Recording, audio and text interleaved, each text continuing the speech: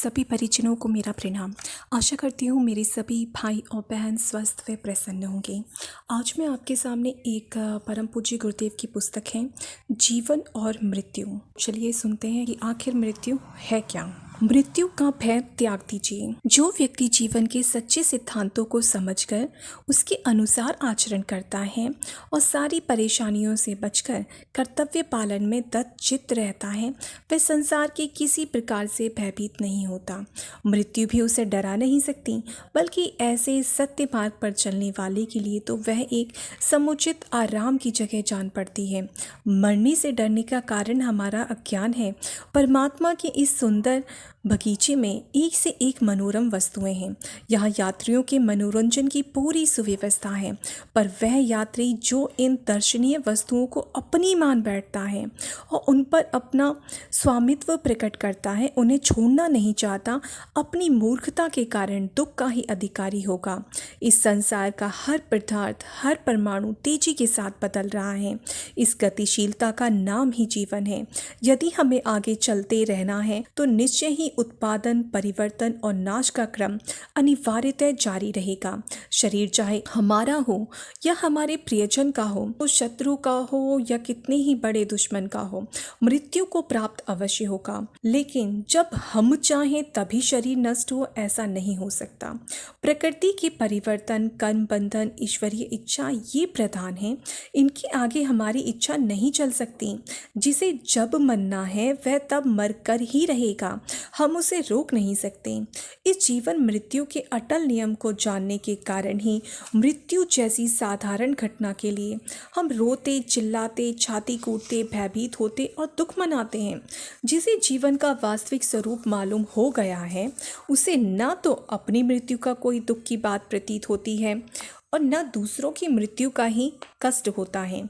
किसी बहुत बड़े शहर के चौराहे पर एक व्यक्ति अगर खड़ा है और हर वक्त वो उस चौराहे पर देखता है कि अनगिनत लोग अपने अपने जो भी उनका दैनिक कार्यक्रम है उसके अनुसार इधर से उधर आते जाते हैं, वह खुद भी कभी इधर आता है, कभी उधर जाता है। वो अगर चौराहे पर खड़ा हो जाए तो देखेगा कितने लोग यहाँ से आ रहे हैं और कितने लोग इस चौराहे से जा रहे हैं। लेकिन अगर वह व्यक्ति उस चौराहे पे जो लोग जा रहे हैं उस चौराहे से होकर उसका दुख मानने लगे, रोने लगे, तड़पने लगे, तो विलाप करने लगे, तो उसे बिल्कुल अविवेकी ही कहा जाएगा। इसी प्रकार ये जो दुनिया है, इसका जो चौराहा है, इस पर भी आवागमन की भीड़ लगी हुई है। बहुत से लोग इस चौराहे से होकर आते हैं और बहुत से चले जाते हैं। बहुतों का जन्म हो रहा है और बहुतों की मृत्यु हो रही है। एक की मृत्यु होती है तभी तो दूसरे व्यक्ति का जन्म होता है। एक का सुख दूसरे का दुख है और दूसरे का दुख एक के लिए खुशी का कारण है। यह आँख मिचोली भूल भुलैया विवेकवानों के लिए एक चित्ताकर्षक विनोदमय कीड़ा है। लोग खुश होकर ये सब देखते हैं कि कैसे लोगों की मृत्यु होती है और कैसे लोगों का जन्म होता है। पर जो बाल बुद्धि के व्यक्ति हैं, जिन्होंने अभी इतनी समझ नहीं है, वो इसमें उलझ जाते हैं। इस कौतूहल को आपत्ति मानकर अपना सिर धुनते हैं, रोते हैं, चिल्लाते हैं और परेशान होते हैं, पश्चाताप करते हैं। मृत्यु के दुख में शरीरों का नष्ट होना कारण नहीं है, वरन जीवन के वास्तविक स्वरूप की जानकारी न होना ही कारण है। जब व्यक्ति परेशान होता है किसी की मृत्यु देखकर, तो उसकी जो परेशानी है वो उस शरीर के नष्ट होने के कारण नहीं होती, बल्कि व्यक्ति परेशान इसलिए होता है क्योंकि उसको जीवन का वास्तविक स्वरूप नहीं पता कि आखिर जीवन है क्या। ऐसे कितने ही वीर हैं, बलिदानी हैं, जो फांसी की कोठरी में रहते हुए दिन दिन अधिक मोटे होते गए। उनका वजन बढ़ता गया। उनको पता था कि हमारी अगले ही दिन मृत्यु होने वाली है, लेकिन फिर भी वो बहुत खुश थे, गीत गाते हुए मृत्यु के तख्ते पर लटक जाते हैं। ऐसे ही एक कवि थे गंग को जब मृत्युदंड दिया गया और उन्हें पैरों तले कुचल डालने की एक खूनी हाथी छोड़ा गया उनके ऊपर, तो वो प्रसन्नता से फूल उठे। उन्होंने कल्पना की देवताओं की सभा के लिए अब किसी छंद गाने वाले कवि की आवश्यकता हुई है। इसीलिए मुझे देवताओं ने बुलाने के लिए कि मैं उनके पास चला जाऊं। इसीलिए इस हाथी के स्वरूप में उन्होंने गणेश भगवान मुझे लेने के लिए आए हैं। ये हाथी मुझे कुचलने नहीं आया, ये स्वयं ही गणेश भगवान हैं। ऐसी भावनाओं के साथ उन्होंने मृत्यु को वरण किया। ऐसे कितने ही महात्मा हैं जो समाधि लेकर अपना शरीर त्याग कर देते हैं। उन्हें मरने में कोई अनोखी बात पता नहीं चलती, क्योंकि उन्हें पता है कि मृत्यु तो केवल शरीर की होती है, इस आत्मा की तो मृत्यु होती ही नहीं। मृत्यु का आना तो इस शरीर का नष्ट होना बिल्कुल ऐसा ही है जैसे कि हमारी आत्मा अपने पुराने वस्त्रों को छोड़कर नए वस्त्र धारण कर रही है।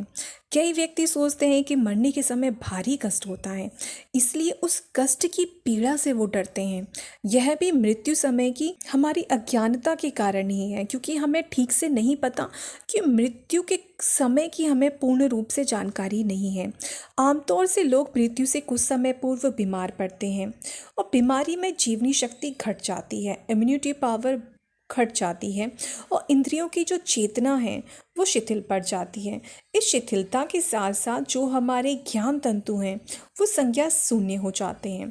फलस्वरूप दुख की अनुभूति भी पूरी तरह नहीं हो पाती। इसी प्रकार जिन स्त्रियों के बालक होते हैं या जो व्यक्ति व्रत रखते हैं, लंघन करते हैं, ऐसे रोगी गर्मी की ऋतु में भी रात को भी अक्सर बंद कमरों में सोते हैं, पर उन्हें गर्मी का वैसा कष्ट नहीं होता जैसे कि स्वस्थ मनुष्य को होता है। स्वस्थ मनुष्य रात को बंद कमरे में नहीं सो सकता, पर रोगी सो जाता है। इसका कारण यह है कि रोगी के ज्ञान तंतु शिथिल हो जाने के कारण गर्मी अनुभव करने की शक्ति उनकी धीमी पड़ जाती है। रोगियों को स्वाद का भी ठीक अनुभव नहीं होता। स्वादिष्ट चीज़ें भी कड़वी लगती हैं, क्योंकि जीवा के जो ज्ञान तंतु थे वो निर्बल पड़ जाते हैं। रोगजन्य दुर्बलता धीरे धीरे इतनी बढ़ जाती है कि मृत्यु से कुछ समय पूर्व मनुष्य संज्ञा शून्य हो जाता है और बिना किसी कष्ट के उसके प्राण निकल जाते हैं। जो कुछ कष्ट मिलना होता है रोग काल में ही मिल जाता है। डॉक्टर लोग जब कोई बड़ा ऑपरेशन करते हैं तो रोगी को क्लोरोफॉर्म सुखाकर बेहोश कर देते हैं ताकि उसे कष्ट ना हो।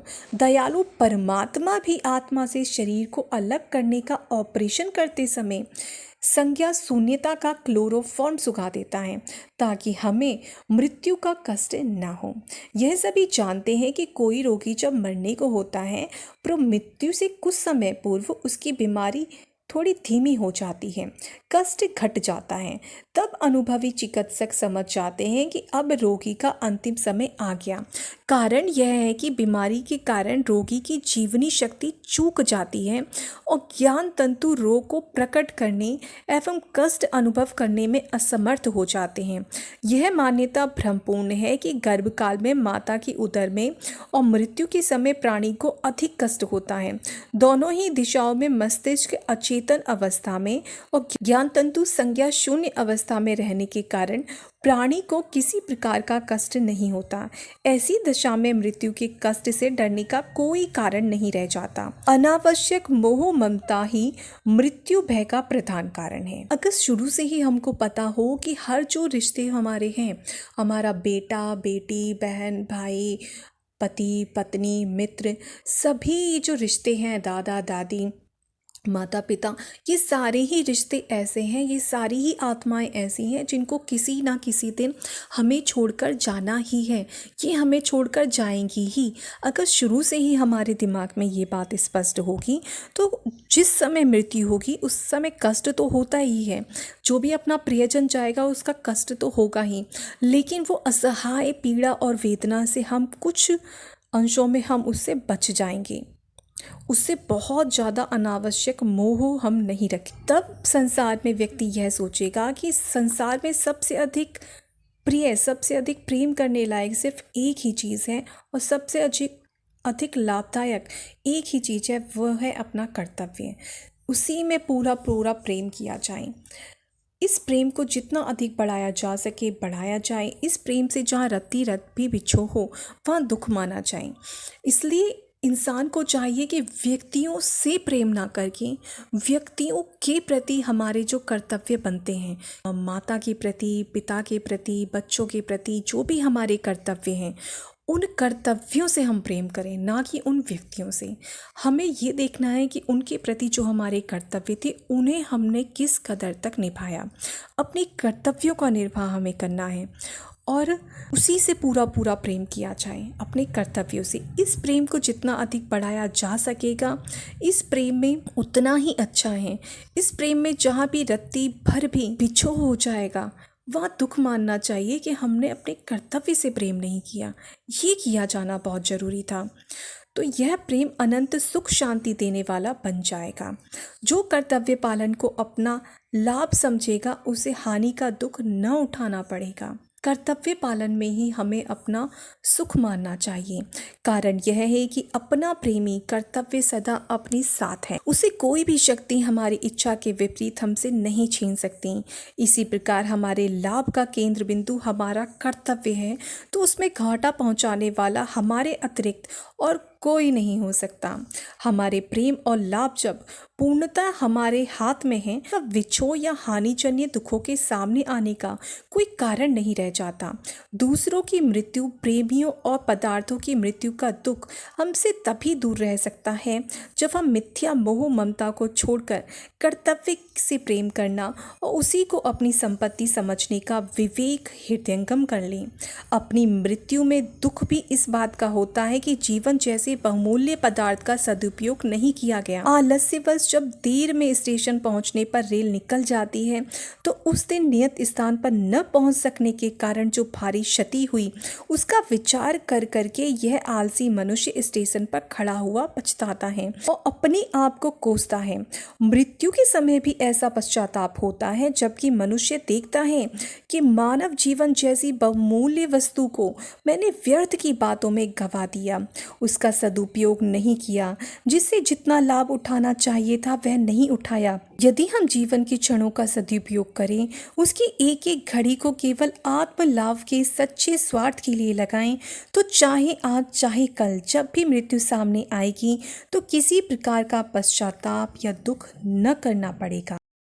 आज के लिए इतना ही। आशा करती हूँ आपको मृत्यु के बारे में कुछ चीज़ें समझने में अवश्य ही मदद मिली होगी। इन्हीं शब्दों के साथ मैं अपनी वाणी को विराम देती हूँ और आशा करती हूँ कि मेरे सभी परिजन, सारे ही बहन भाई स्वस्थ व प्रसन्न होंगे। सभी को प्रणाम। जय गुरुदेव।